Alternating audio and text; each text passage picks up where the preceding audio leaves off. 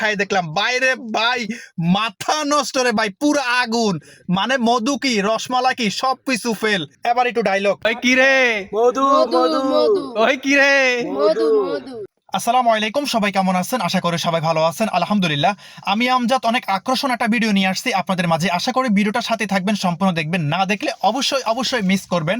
তো আমি এই মুহূর্তে আছি আমার নিজ গ্রামের বাড়িতে। যেহেতু বাড়িতে আছি তো চিন্তা করলাম যে মনে মনে কি খাওয়া যায়। হ্যাঁ, যেহেতু দেখতেছি গাছের আম গাছের মধ্যে অনেক পাকা পাকা আম ধরে আছে, চিন্তা করলাম না আজকে আম বানানি খাওয়া যায়।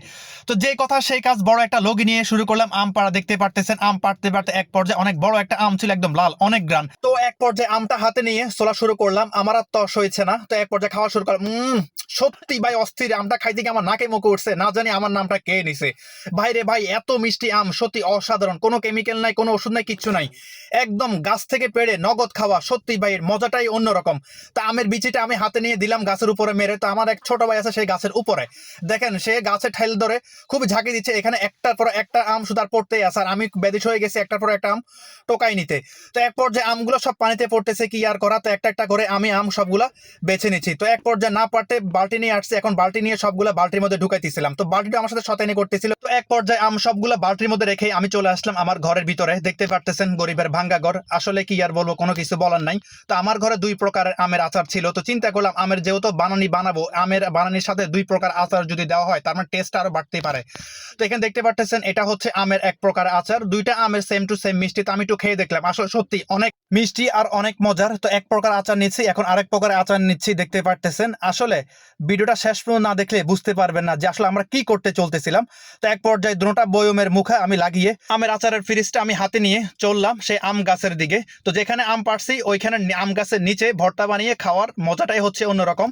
এখন আসতে না আসতে দেখতেছি আমার যে চাস্তো ভাই সুন্দর করে আমগুলা চলতেছে। আর এদিক দিয়ে দেখেন ওমা, আমি দেখি আমার ছোট্ট কিউট একটা বোন আসছে আমের ভর্তা খাইতে। যখন আমের আচার কথা শুনছে, তো এখানে এক পিস আমের আচার তো আমি আমার চাস্তো ভাইয়ের মুখে দিলাম, বলতেছে অনেক মজা। তো মজার কথা শুনে ও খাওয়ার জন্য ফ্রিজের সামনে দাঁড়াই আছে। তো ওকে এক টুকরা দিলাম, দেখেন ও কত সুন্দর করে মানে টক মেরে খাইতেছে। আমার কাছে অনেক ভালো লাগতেছে ওর খাওয়া দেখে। তো আমার চাস্তো ভাইকে বললাম, এরে দেখ আমে কয়েকটা আম তো হবে না, আর কয়েকটা আম লাগবে। তো সমস্যা নেই, আমার কয়েকটা পার। তো আরো কয়েকটা আম পেড়ে তো বলের মধ্যে রাখলাম, দেখতেই পেলেন। তো এদিক দিয়ে আমাদের আমগুলা সোলা শেষ। তো এক পর্যায়ে আমের যে আচারগুলা ছিল এই আচারগুলো আমি বলের এক সাইডের মধ্যে রেখে দিয়েছি, দেখতে পারতেছেন। তো এক পর্যায়ে আমগুলা কুচি কুচি করে, যেটা দিয়ে আমরা আম ছুলেছি সেটা দিয়ে আমরা আমগুলা কুচি কুচি করে করতেছি। তো এক পর্যায়ে সামনে আমের আচার আবার আম কুচি, আসলে তো আর সইছে না। তো কি করলাম, একটুখানি কাঁচা আম মুখে দিলাম। ভাইরে ভাই এত টক, সত্যি ভাই জঘন্য টক। তো ভাই আপনারা কেউ খাইতে চাইলে আমাদের সাথে অ্যাডজাস্ট হইতে চান তো আমরা আপনাদেরকে ডাকতেছি। তো আমার চাস্তো ভাই একা একা এগুলো আমগুলো কুচি করতে পারতেছে না, তো আমি এক পর্যায়ে হাত লাগাই, কারণ দুইজন একসাথে না করলে তাড়াতাড়ি শেষ হবে না। তো এখানে দেখেন একটা ফ্রিজের মধ্যে আমরা কি নিয়েছি, এখানে একটু চিনি আছে, লবণ আছে আর মরিচ আছে। তো এগুলো এখন বলের মধ্যে ঢেলে দিচ্ছি, দেখতে পারতেছেন মানে একদম ন্যাচারাল। ভাইরে ভাই আসলে গ্রামের পরিবেশে আমের ভর্তা আরো আম গাছের নিচে বানিয়ে খাওয়া, এটাতে কত মজার কত স্বাদের, যারা একমাত্র খেয়েছেন তারাই জানেন। আসলে সত্যি ভাই আমের কালারটা দেখেন, এতটা অস্থির লাগতেছে, মনে হচ্ছে জিহ্বা দিয়ে এখনো পানি চলে আসতেছে। তো এক পর্যায়ে আমার চাস্তো ভাই এগুলো অনেক সুন্দর করে মাখতেছে, দেখতে পারতেছেন। সত্যি এখন আমাদের ভর্তা বানানো শেষ। ও একটু খাইয়ে দেখলো, সবার আগে বলতেছে সেই হয়েছে আমটা, কি বলস। আমি আর তস হইল না, আমি একটু খাইয়ে দেখলাম। বাইরে ভাই, মাথা নষ্ট রে ভাই, পুরো আগুন। মানে মধু কি রসমালাই কি সবকিছু ফেল। সত্যি ভাই আপনাদেরকে বুঝাতে পারবো না যে কতটা মজা দিয়ে হয়েছে। আসলে সবাইকে দিয়ে খেতে হবে। তো দেখতে পারতেছেন এক পর্যায়ে একটার পর একটা বাটি দিয়ে ঘরের মানুষদের জন্য পাঠাচ্ছি। আসলে ওনারা তো আর এখানে বসে খাবে না। তো আমার পিছনে যাকে দেখতেছেন উনি হচ্ছে আমার দাদি। তো উনি আমাদের আম খাওয়া দেখতেছে আর বসে বসে টাক মারতেছে। তো আমি বললাম, বুড়ি খাইবেন, খাইলে আসেন, তাকাই থাকেন না। বলতেছে না আমি খাবো না, তোরা খা। আমি তাই বলে তাকাই থাকেন না, যদি আমাদের পেটে কোনো গন্ডগোল হয় আপনার কিন্তু খবর আছে। আইও তোরে কইছে। এবার একটু ডায়লগ। ওই কি রে মধু মধু মধু ওই কি রে মধু মধু সেই স্বাদ রসমালাই। সেই স্বাদ। বাইরে মানে বুঝে থাকতেন না। এখানে আমরা মূলত বলে আইটেম কি কি দিছি।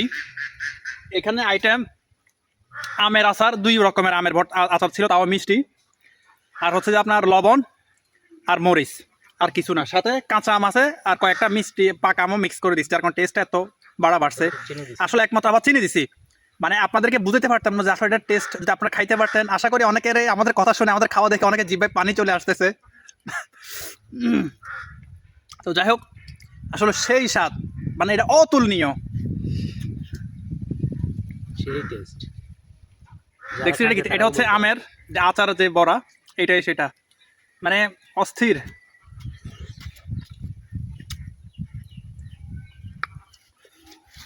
আহ এত স্বাদ কে, এত স্বাদ কে?